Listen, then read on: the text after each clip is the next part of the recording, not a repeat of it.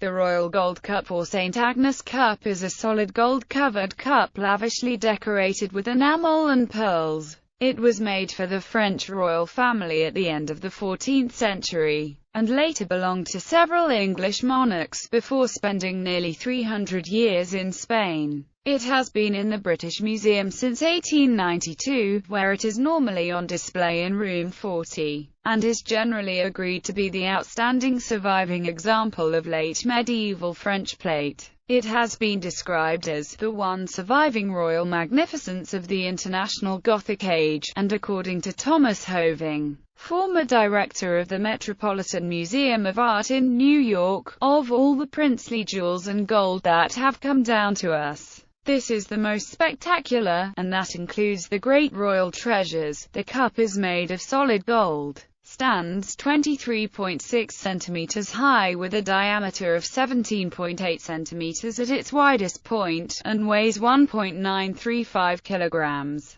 It has a cover that lifts off, but the triangular stand on which it once stood is now lost. The stem of the cup has twice been extended by the addition of cylindrical bands, so that it was originally much shorter, giving the overall shape a typically robust and stocky elegance. The original decorated knop or finial on the cover has been lost, and a molding decorated with 36 pearls has been removed from the outer edge of the cover. A strip of gold with jagged edges can be seen where it was attached. Presumably it matched the one still in place round the foot of the cup. The gold surfaces are decorated with scenes in bassate enamel with translucent colors that reflect light from the gold beneath. Many areas of gold both underneath the enamel and in the background have engraved and pointillé decoration worked in the gold. In particular, the decoration features large areas of translucent red, which have survived in excellent condition. This color, known as rouge clair, was the most difficult to achieve technically, and highly prized for this and the brilliance of the color when it was done successfully. Scenes from the life of Saint Agnes run round the top of the cover and the sloping underside of the main body. The symbols of the four evangelists run round the foot of the cup, and there are enamel medallions at the center of the inside of both the cup and the cover. The lower of the two added bands contains enamel Tudor ruses on a diapered pointillé background. This was apparently added under Henry VIII. The upper band has an engraved inscription filled in with black enamel, with a barrier of laurel branches in green to mark off the end of the inscription from its beginning. The cup came to the British Museum with a custom-made hexagonal case of leather on a wood frame, with iron lock, handles and mounts. This was either made at the same time or soon after the cup, and has incised and stamped foliate decoration and a black letter inscription. YHE, Sus, O, Maria, YHE Sus. Provenance. There is no firm evidence as to the date and circumstances of the creation of the cup. It is first clearly documented in an inventory from 1391 of the valuables belonging to Charles VI of France, surviving in 2 copies in the Bibliothèque Nationale de France. This lists a hanap of gold, all its cover well and richly enameled on the outside with the life of Madame Saint Agnes, and the cresting of the foot is garnished with 26 pearls, and it weighs 9 marks 3 ounces of gold, and the said hanap rests on a stand of gold in the form of a tripod, and in the middle of the tripod is represented Our Lady and a sun on a ground of clear red, and the 3 feet of the tripod are formed by 3 winged dragons. The said hanap and cover were given to the king by Monseigneur the Duc de Berry on his journey into Touraine in the year 91. John, Duke of Berry, was Charles VI's uncle and a powerful figure in the kingdom, as well as the most famous and extravagant collector and commissioner of art of his day. He is still best known for commissioning the Très Riches du Duc de Berry, the famous international Gothic illuminated manuscript, and also commissioned the Holy Thorn Reliquary, now in the British Museum. The young King Charles had been forced to remove his uncle from governorships after the latter's rapacious conduct had led to unrest, and the meeting in 1391 marked their reconciliation after a period of bad relations. Lavish gifts among the Valois court circle were routine, and on this occasion Berry had special reason to be generous. The cup appears in another inventory of Charles V in 1400, and then is not recorded until it appears as the property of another royal uncle and collector, John of Lancaster, 1st Duke of Bedford, son of Henry IV, who was briefly regent of both France and England for his infant nephew Henry VI.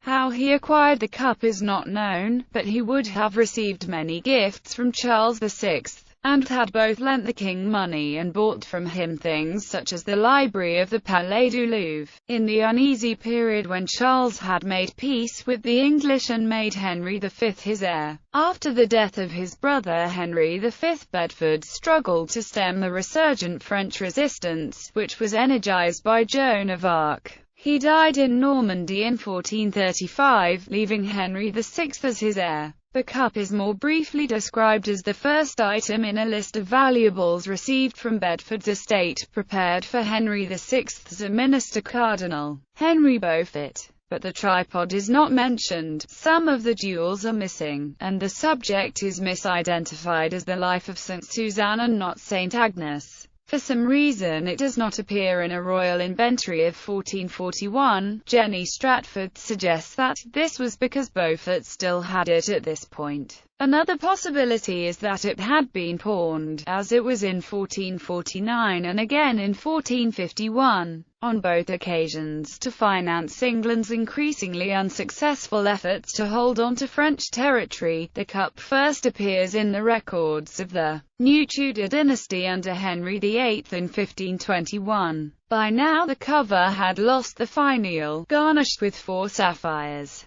3 Balas rubies and 15 pearls, described in Charles VI's inventory, and had a new one of gold in the form of a closed, or imperial, crown. This matches a propaganda drive at this time by Henri to assert England as an empire, a contemporary sense meaning a state recognizing no superior. Though the Great Seal of England had already used a closed crown since 1471, other uses had probably been found for the jewels of the old finial. It is assumed that the lower band with the Tudor roses was added in Henry's reign, as part of a program of adding Tudor badges to possessions inherited from earlier dynasties, which covered tapestries, illuminated manuscripts and buildings such as King's College Chapel in Cambridge. The cup is described in inventories in 1532, and after Henry's death in 1547, and then under Elizabeth I it was inventoried in 1574 and 1596. When James I succeeded to the English throne in 1603, one of his first priorities was to end the Anglo-Spanish War, which had been dragging on since 1585. A Spanish delegation arrived for the Somerset House Conference, which concluded with a treaty signed in 1604. The leader of the Habsburg diplomats was Juan Fernández de Velasco, 5th Duke of Frias and Constable of Castile. The upper extension to the stem of the cup has a Latin inscription that translates as, "This cup of solid gold, a relic of the sacred treasure of England and a memorial to the peace made between the kings." The Constable Juan de Velasco, returning thence after successfully accomplishing his mission, presented as an offering to Christ the Peacemaker the gift of some 70 items of silver and gold plates by James to the Constable, of which the cup was the most notable item, is documented on both the English and Spanish sides. The Constable wrote an account of his mission on his return, which mentions the gift from James. The Constable had previously presented both James and the Queen with elaborate cups, among other valuable gifts. According to Pauline Croft, with his usual over-generosity, the king gave the departing envoys around half the large gold vessels from the royal possessions he had inherited from Elizabeth. The Constable himself received a stupendous gift of plate, including possibly the most venerable item in the collection, known as the Royal Gold Cup of the Kings of France and England. In 1610 the Constable gave the cup to a convent in Medina de Pomar, near Burgos. As the inscription describes, His deed of gift survives, and records that the gift was on condition that the cup was never alienated by the convent. A marginal note on the deed, in the constable's own handwriting, records that he had obtained the permission of the Archbishop of Toledo, Bernardo de Sandoval y Rojas, for the cup to be used as a ciborium, or container for consecrated hosts. By this period, a rule of the Church normally forbade the use of vessels decorated on their inner surface as ciboria. The cup stayed in the convent until 1882, when the nuns were short of funds and wanted to sell it. It was at some point during this period that the pearl border to the cover and the Tudor finial were removed. The nuns decided they would get a better price in Paris than in Spain, and the cup was entrusted to Simon Campo, a priest, who took it to Paris and approached several leading dealers and collectors. There had been a spate of forgeries of medieval objects, and the Parisians were suspicious, until one, Baron Jerome Picon, researched the second added cylinder and was sufficiently convinced that this was the cup documented in 1604 to make a rather low offer, which was accepted. In the course of his researches, the Baron had contacted the current Duke of Frias, who had supplied useful information, and then initially congratulated the buyer on his purchase. However, on looking further into the matter, the Duke realized that the sale was contrary to the 1610 deed of gift he had discovered in the family archives, and sued in the French courts to recover the cup. The Duke eventually lost his case in 1891, enabling a further sale that had been set up by Baron Picon to proceed. This was to the leading firm of Messrs. Wertheimer of Bond Street in London, where the cup was seen by Augustus Williston Franks, who had been keeper of British and medieval antiquities and ethnography at the British Museum since 1866, and was president of the Society of Antiquaries. Samson Wertheimer agreed, with much public spirit, to sell the cup to the British Museum for the £8,000 it had cost the firm. Franks was worried by the new American collectors such as J. P. Morgan, and in 1891 wrote to Sir Henry Tate, of Tate Gallery fame, "A very wonderful gold cup has appeared returned to this country after an absence of 287 years. And I am anxious to see it placed in the National Museum and not removed to America." He tried to get wealthy individuals to subscribe £500 each, but even with a grant of £2,000 from HM Treasury could not raise the price. He was forced to put up £5,000 of his own money temporarily while he continued to try to get smaller amounts from others, and succeeded in 1892 when the Treasury agreed to contribute the final £830 to Franks. This was his greatest acquisition, and the one of which he was most proud. Apart from the Treasury, the £500 contributors were Franks and Wertheimer, the Worshipful Company of Goldsmiths, Charles Drury, Edward Fortnum, the Duke of Northumberland, Lord Savile, Lord Ivy and the Earl of Crawford. In 1901 Morgan succeeded in buying the Lindau Gospels in London, which the museum had also wanted. Creation, context and survival. Much the most prominent decoration on the cup is the cycle of scenes from the life of Saint Agnes, which is rarely depicted in such detail in art. However, there was one outstanding devotee of the saint in the period, King Charles V of France, Berry's older brother and Charles VI's father. Charles V was born in 1338 on Saint Agnes' feast day, January 21, and is recorded as owning at least 13 works of art featuring her, including a different gold cup enameled with scenes from her life. Until recent decades, the generally accepted hypothesis was that Berry ordered the cup as a present for his brother in 1380. To be ready for his birthday in January 1381. When the king died in September 1380, Berry had retained it for a decade before presenting it to Charles VI. However, in 1978 Ronald Light Brown, keeper of metalwork at the V&A Museum, rejected this theory on stylistic grounds, considering that the cup must have been created only shortly before it appeared in Charles VI's inventory in 1391. He says that, in 1380 figure style was a softly undulating, flowing style, with slender elongated figures and much use of serpentine or curving folds in the drapery, and with trailing dresses ending in sinuous Gothic hemlines, a style that can be seen in the miniature of the coronation of Charles VI in 1380. Illustrated above. In contrast, light brown says, the figures on the cup are broad, some might even be called stocky, with soft drapery of cylindrical form, or of smooth, tight outlines. The folds are tubular and the hems of the robes are straight with no waving, trailing outlines. This style in fact is the Italianate manner which developed in France as a result of contacts with Trecento art, and not the purely Northern Gothic international manner. This view was rejected in 1981 by Neil Stratford, former keeper of medieval and later antiquities at the British Museum, who pointed to a number of manuscript illuminations in a similar style that date from earlier than 1390. John Cherry, another former keeper of the medieval collections at the British Museum, still presents the older dating in a work of 2010, and the British Museum website dates the cup to about 1370 to 1380. Another traditional assumption, based on the language of the inventories and shared by almost all writers, was that the cup was a piece of secular plate, for use at table, or display on a buffet beside it. The buffet of the period was more like a modern Welsh dresser or shop display unit, with receding shelves for displaying on important occasions all the plate of the household that was not in use.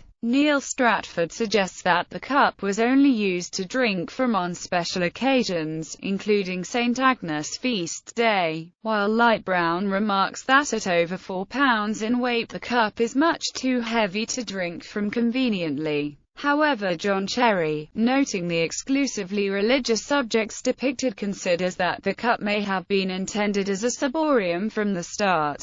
It might have been used either to accompany in its carrying case the Duke on his tours of his many castles and palaces, or perhaps for his foundation of the Sainte-Chapelle at his capital of Bourges, intended to rival the King's Sainte-Chapelle in Paris and his brother's foundation at Champmole in Dijon. The four sons of King John II of France, Charles V, Louis I, Duke of Anjou, Berry and Philip the Bold, Duke of Burgundy, all spent huge sums on works in gold and silver, as well as on other works of art, although it is Berry who is especially remembered as a patron, partly because he specialized in illuminated manuscripts which have little value in their materials. It was his brother Louis of Anjou who was the most passionately interested in the goldsmith's art. He had over 3,000 pieces of plate at one point. These included wholly secular pieces with sculptures in enamel that can only be imagined by comparison, in terms of technique, to the handful of reliquaries, like the British Museum's Holy Thorn reliquary, that have survived from the period, and in terms of subject matter to tapestries and illuminations. However, in 1381 Anjou melted down almost all his plate to finance a war to pursue his claim to the Kingdom of Naples.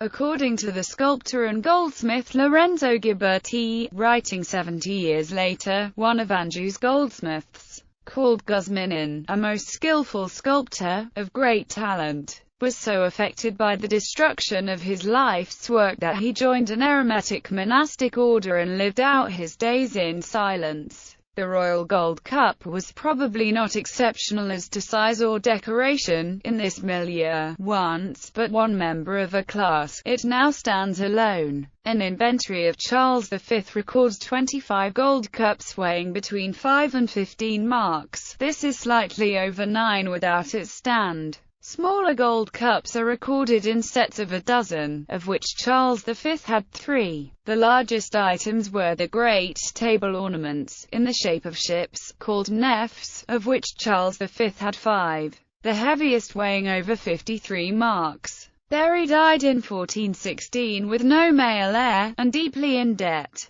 Those of his works in precious metal and jewels that had not already gone to his creditors were mostly seized by the English when they took Paris in July 1417. This was the first of a number of periods that saw the large-scale destruction of goldsmiths' work that the cup escaped. But thousands of other pieces did not, a survival that Bridget Buettner finds almost miraculous. In particular, the move to Spain in 1604 enabled it to avoid the dispersal and destruction of the English crown jewels and royal collection of plate under the English Commonwealth. As a secular piece, the cup would be an almost unique survival at this level of quality. The one representative left to us of medieval secular plate in its most sumptuous development. Although French plate in silver and gold was made in great quantities, and at a high level of quality, French silver made prior to the early 19th century is probably scarcer than that of any other European country. The cost of even very skilled labor was low compared to that of the materials, and in the absence of any reliable way of either depositing or investing money, it was turned into lavish objects,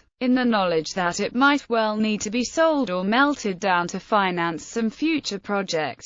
If it survived long enough to become old-fashioned, it was likely to be melted down and remodeled in a new style. There are only 4 other known survivals, secular or religious, of Bassetai enamel on gold. 1. The small salting reliquary, also in the British Museum, and none as fine as the cup. The King John Cup, in Kings Lynn, of California, 1340, silver gilt with transparent enamel, is the best example of Bassetai work probably made in England. The metalwork expert Herbert Marion describes this and the Royal Gold Cup as the 2 examples of outstanding merit, unsurpassed in any collection. However, it is unclear if most of the enamel at Kings Lynn is original. The closest comparison to the Royal Gold Cup is perhaps the silver gilt Merode cup of about 1400, which is the only surviving medieval example of pliquage or enamel, a difficult technique which creates a see-through effect like stained glass. A silver gilt cup in the Rijksmuseum, Amsterdam of before 1376 has no enamels or gems, and a different shape, but offers an interesting comparison as it has a tripod stand with winged grotesques, his legs, a short stem, and the cover has both an elaborate finial and a raised decorated strip around the rim, so that all the altered aspects of the Royal Gold Cup are present.